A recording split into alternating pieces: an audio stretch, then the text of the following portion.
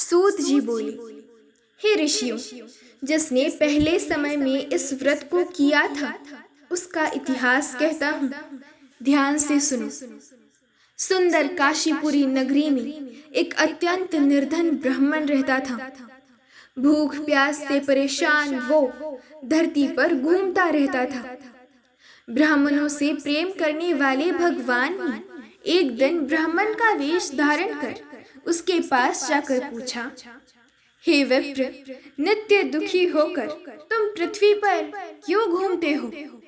दीन ब्राह्मण बोला, मैं निर्धन ब्राह्मण हूँ, भिक्षा के लिए धरती पर घूमता हूँ। हे भगवान, यदि आप इसका उपाय जानते हैं तो बताइए। वृद्ध ब्राह्मण कहता है कि सत्यनारायण भगवान मनोवांछित फल देने वाले हैं, इसीलिए तुम उनका पूजन करो। इसे करने से मनुष्य सभी दुखों से मुक्त हो जाता है। वृद्ध ब्राह्मण बनकर आए सत्यनारायण भगवान उस निर्धन ब्राह्मण को व्रत का सारा विधान बताकर अंतर्धान हो गए। ब्राह्मण मन ही मन सोचने लगा कि जिस व्रत को वृद्ध ब्राह्मण करने को कह गया है, मैं उसे जरूर करूंगा। ये निश्चय करने के बाद उसे रात में नींद नहीं आई। वो सवेरे उठकर सत्यनारायण भगवान के व्रत का निश्चय कर भिक्षा के लिए चला गया। उस दिन निर्धन ब्राह्मण को भिक्षा में बहुत धन मिला, जिससे उसने बंधु बांधवों के साथ मिलकर श्री सत्यनारायण भगवान का व्रत संपन्न किया। भगवान सत्यनारायण का व्रत संपन्न करने के बाद वो निर्धन ब्राह्मण सभी दुखों से छूट गया और अनेक प्रकार की संपत्तियों से युक्त हो गया। उसी समय से ये ब्राह्मण हर माह इस व्रत को करने लगा। इस तरह से सत्यनारायण भगवान के व्रत को जो मनुष्य करेगा वो सभी प्रकार के पापों से छूटकर मोक्ष को प्राप्त होगा। जो मनुष्य इस व्रत को करेगा वो भी सभी दुखों से मुक्त हो जाएगा। सूत जी बोले कि इस तरह से नारद जी से नारायण जी का कहा हुआ श्री सत्यनारायण व्रत को मैंने तुमसे कहा। हे विप्रो, मैं अब और क्या कहूँ?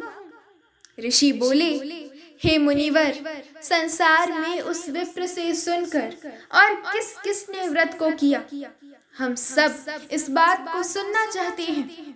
इसके लिए हमारे मन में श्रद्धा का भाव है। सूत जी बोले, हे मुनियों, जिसने इस व्रत को किया वो सब सुनो। एक समय वही विप्र धन व ऐश्वर्य के अनुसार अपने बंधु बांधवों के साथ इस व्रत को करने को तैयार हुआ। उसी समय एक लकड़ी बेचने वाला बूढ़ा आदमी आया और लकड़ियां बाहर रखकर अंदर ब्राह्मण के घर में गया।